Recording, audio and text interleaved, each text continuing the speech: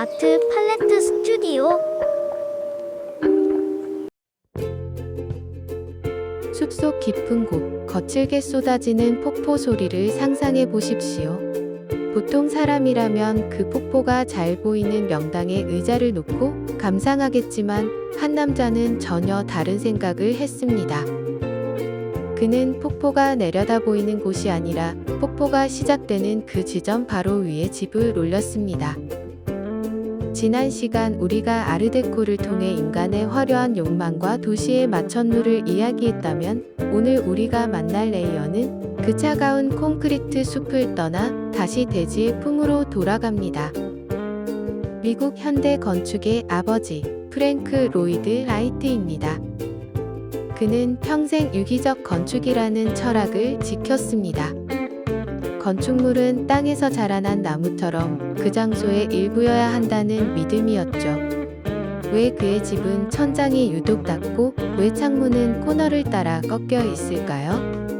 단순히 특이해 보이기 위해서였을까요? 아니면 우리가 잊고 살았던 인간과 자연의 연결고리를 회복시키기 위한 치밀한 설계였을까요?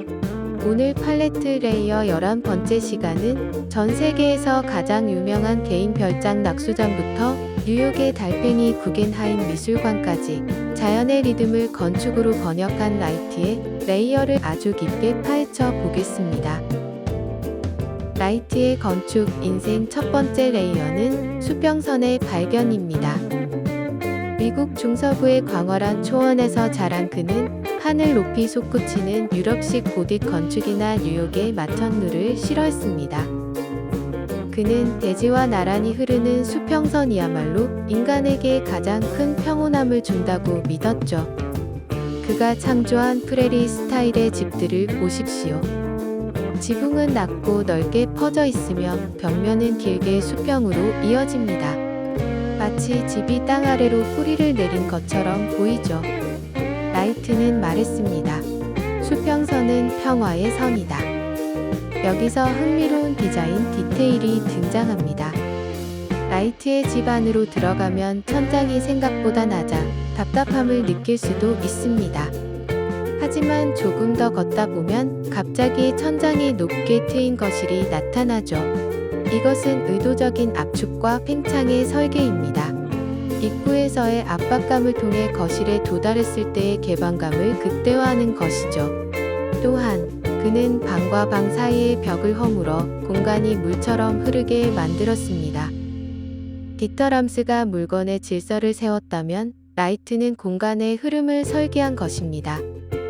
좁은 복도를 지나 광활한 거실창 너머로 자연이 쏟아져 들어올 때의 그 감각, 그것이 라이트가 우리에게 선물한 첫 번째 유기적 경험입니다. 이제 그의 대표작이자 건축 역사상 가장 극적인 드라마, 낙수장의 레이어를 벗겨봅시다. 1935년 백화점 재벌 에드거 코프먼은 라이트에게 폭포가 보이는 멋진 별장을 의뢰합니다. 건축가라면 누구나 폭포 맞은편에 집을 짓고 커다란 창을 내어 폭포를 구경하게 만들었을 겁니다. 하지만 라이트는 폭포 위에 콘크리트 캔틸레버를 길게 뻗어 집을 지었습니다. 건축주는 처음에 경악했습니다. 집안에서 폭포가 보이지 않는데 이게 무슨 별장이냐고요? 라이트는 답했습니다. 당신이 폭포와 함께 살기를 원합니다. 폭포를 그저 바라보는 구경꾼이 아니라 폭포의 소리와 습도, 그 생명력의 중심에 당신을 두고 싶었습니다. 이것이 라이트의 두 번째 레이어, 공간의 공감각적 확장입니다. 낙수장 거실 바닥 아래로는 실제 폭포수가 흐르고 집안 어디에서나 폭포 소리가 들립니다. 시각적인 풍경을 넘어 청각과 촉각으로 자연을 느끼게 한 것이죠. 또한 집안의 벽난로는 그 자리에 원래 있던 거대한 안반을 그대로 살려 만들었습니다. 자연을 깎아내고 집을 지은 게 아니라 자연의 일부를 거실 안으로 모셔온 셈입니다.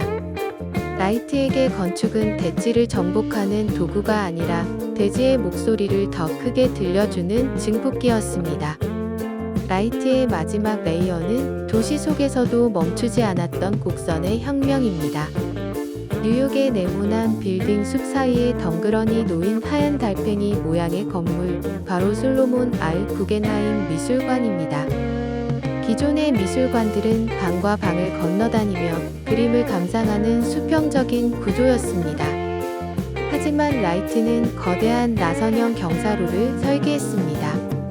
엘리베이터를 타고 꼭대기로 올라가 부드러운 곡선을 따라 걸어 내려오며 작품을 감상하게 만든 것이죠. 이 설계는 엄청난 비판을 받았습니다. 바닥이 기울어져서 그림을 제대로 볼 수 없다. 건물이 작품보다 눈에 띈다는 지적이었죠. 하지만 라이트는 굽히지 않았습니다. 그는 미술관이 단순히 그림을 보관하는 창고가 아니라 인간이 연속적인 흐름 속에서 공간을 체험하는 유기적인 유토피아가 되어야 한다고 믿었습니다.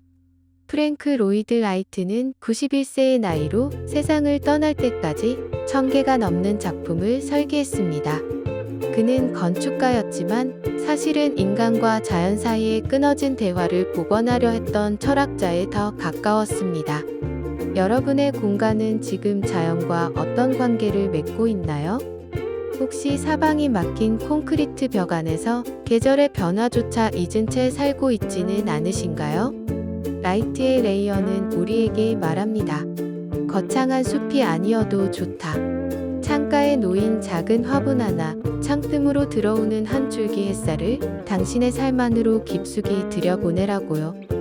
자연을 정복의 대상이 아닌 파트너로 삼을 때 비로소 우리의 공간은 집이 되고 안식처가 됩니다.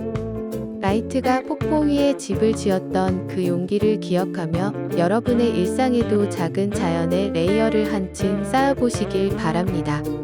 다음 시간에는 이 자연의 부드러움을 넘어 하얀 벽 하나로 끝내는 미니멀리즘의 정점, 포르투갈의 거장 알바로 시자의 레이어를 벗겨봅니다. 왜 그는 아무런 장식도 없는 텅 빈 벽을 통해 우리에게 말을 거는 걸까요? 팔레트 레이어와 함께 당신의 안목을 완성해보세요. 구독과 좋아요는 다음 영상을 만드는 큰 힘이 됩니다. 시청해주셔서 감사합니다.